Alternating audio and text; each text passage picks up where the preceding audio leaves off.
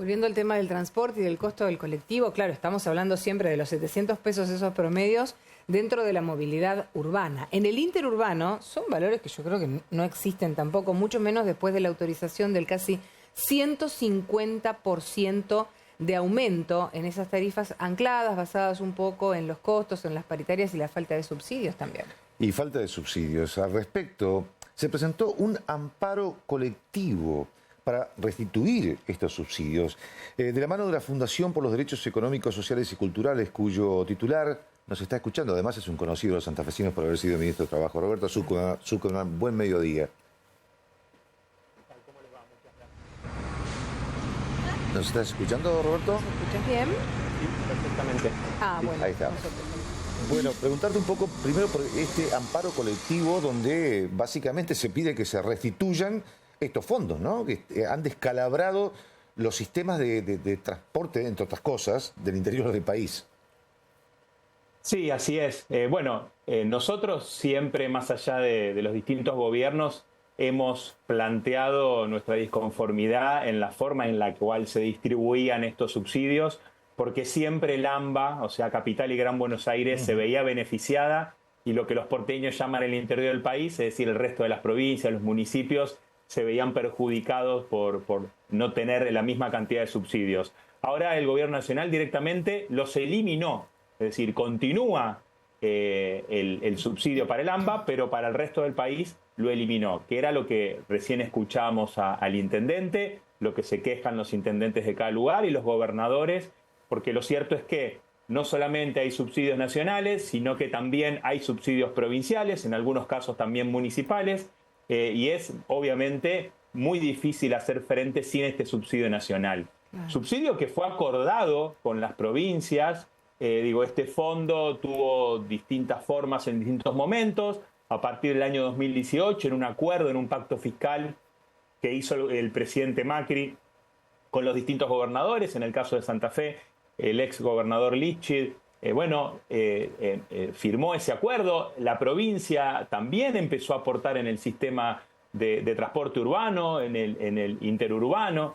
Lo cierto es que, como recién se decía, sin el aporte nacional, sin este subsidio nacional, es imposible sostener una tarifa que se pueda pagar y sostener el servicio, porque si la gente no puede pagar el boleto, más gente se va a bajar del colectivo y va a ser también inviable el sistema. Entonces, realmente es una preocupación muy grande porque no puede unilateralmente el presidente quitar estos subsidios porque está en la ley de presupuesto, una ley de presupuesto que se prorrogó y que es una ley que se conforma, que más allá de que se vote en el Congreso Nacional, siempre se trabaja de manera coordinada con las provincias. Pero bueno, se ve que esta disputa del gobierno nacional con los gobernadores, hace que se tomen este tipo de decisiones y se perjudica a todo el pueblo, ¿no? Roberto, ustedes han hecho esta presentación. Entonces, lo primero que te quiero preguntar es cómo sigue esto, cómo sigue el proceso, cómo va a evolucionar. Y en el caso de que, por ejemplo, la justicia les dé la razón a ustedes a esta presentación, ¿qué pasa a partir de allí? ¿Se vuelve todo como estaba antes? ¿Se paga el retroactivo, por ejemplo? Bueno, te agradezco la pregunta. Nosotros, si bien presentamos a vecinos de la ciudad de Rosario, planteamos lo que se llama un amparo colectivo, que está regulado en la Constitución Nacional y que establece la posibilidad de que los efectos, es decir, que la sentencia que se dicte, beneficie no solamente a los que lo presentaron, sino a todos, a los rosarinos, a toda la provincia de Santa Fe, a todo el país. Eso es lo que nosotros pretendemos, porque es un problema que afecta a todos.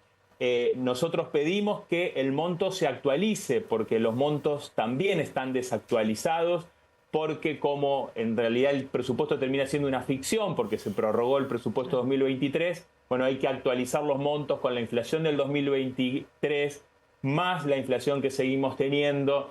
Pedimos que se convoque a un consejo federal que también está dentro de esos acuerdos, como yo estaba planteando, que tampoco se está convocando. Es decir, ojalá que se retome la senda del diálogo. Nosotros entendemos que los intendentes, recién escuchamos a Poletti, el propio gobernador Puyaro, junto con otros gobernadores, están haciendo, todas las negociaciones, están al frente de que esto se pueda restituir. Pero bueno, en nuestro caso, lo que entendíamos era que teníamos que hacer una presentación judicial para que la justicia federal, en este caso el juzgado número 1 de Rosario, nos dé la razón y esta situación se pueda revertir, ¿no? Pero ¿y cuándo va a haber novedades de esa presentación, Roberto? O sea, ¿cuándo, cómo son los tiempos? ¿Cómo estiman ustedes que pueden ser los tiempos?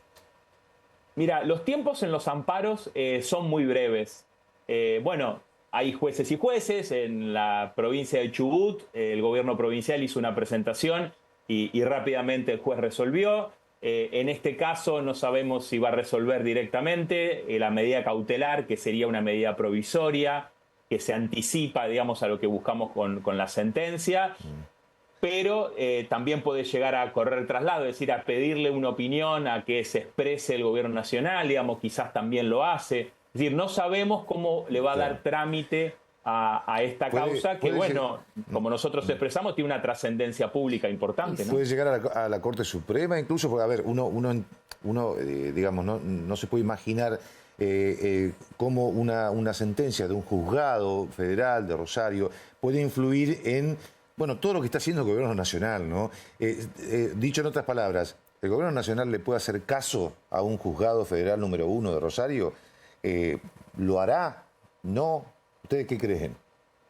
Bueno, debería respetar las decisiones de la justicia, ¿no? Nosotros decimos que todo esto es con la Constitución en la mano, es decir, lo que está sucediendo en distintas instancias, sea distintas medidas que se toman por parte de trabajadores o de determinados sectores, lo que pasa en el Congreso con los debates de la ley ómnibus o del DNU, o lo que pasa en las presentaciones judiciales, está todo dentro de la Constitución y ojalá que, digamos, los jueces estén a la altura de las circunstancias, que cumplan la Constitución. Esto es lo que se llama procesos de control constitucional. Nosotros estamos diciendo que lo que está haciendo el presidente no es una decisión política discrecional. Estamos diciendo que es ilegal, que está incumpliendo la ley. Entonces, le pedimos eso al Poder Judicial. Obviamente que hay instancias de apelación. En el caso de la Justicia Federal, si después de la primera instancia hay Cámara de Apelaciones, después viene la Corte Suprema de Justicia de la Nación. Como vemos, estamos en un momento donde hay mucho litigio, digamos, mucho conflicto, y la Corte va a tener claramente un rol muy importante en el próximo tiempo, ¿no? Roberto, aclarame a ver si entendí bien. La presentación se hizo en Rosario, en el Juzgado Federal, pero en realidad abarcaría a toda la provincia de Santa Fe, inclusive provincias vecinas también.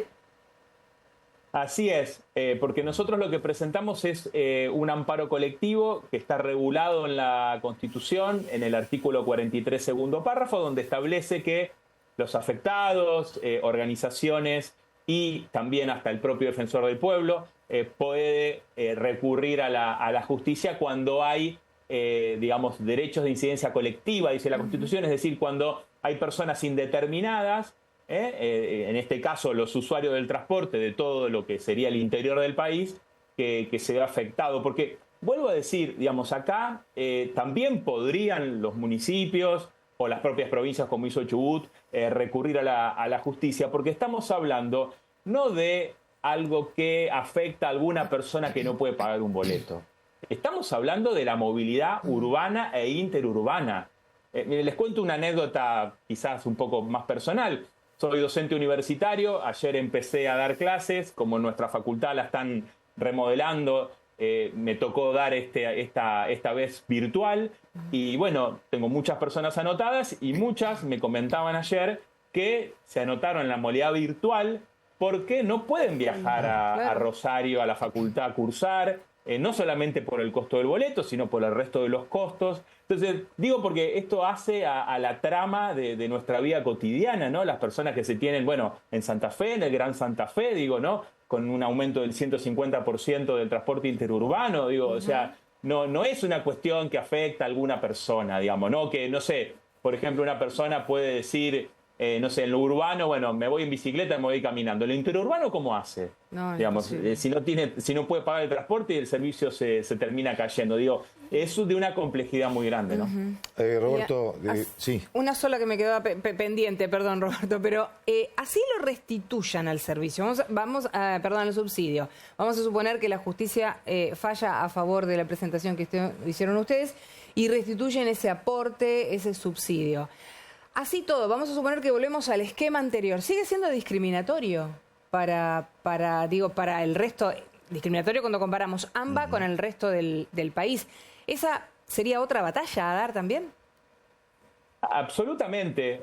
Yo en ese sentido, digamos, y no solamente con el tema de subsidios del transporte, lo que espero es que, pueda seguir fortaleciéndose digamos, el trabajo de los gobernadores, ¿no? Digo, hoy veíamos, por ejemplo, los gobernadores patagónicos, que son de distinto signo político. En otros momentos veíamos a los gobernadores del Norte Grande. Bueno, también ha habido siempre mucha articulación de los gobernadores de lo que ha sido siempre la zona centro, digamos, ¿no? Santa Fe, Córdoba, Entre Ríos. Bueno, ojalá que no haya diferencias políticas, que más allá del partido al que pertenece cada gobernador, se pueda trabajar en conjunto y fortalecer nuestro federalismo, porque realmente uno siente que nuestras provincias aportan al gobierno nacional y después no vuelve, ¿no? Y me parece que eso es una injusticia y si esto forma parte de una rediscusión sobre el federalismo, digo, el presidente tiene que entender que la Constitución en el preámbulo establece que las provincias son preexistentes a la nación y que en su momento, para conformar la nación, las distintas provincias se unieron para tener un proyecto común.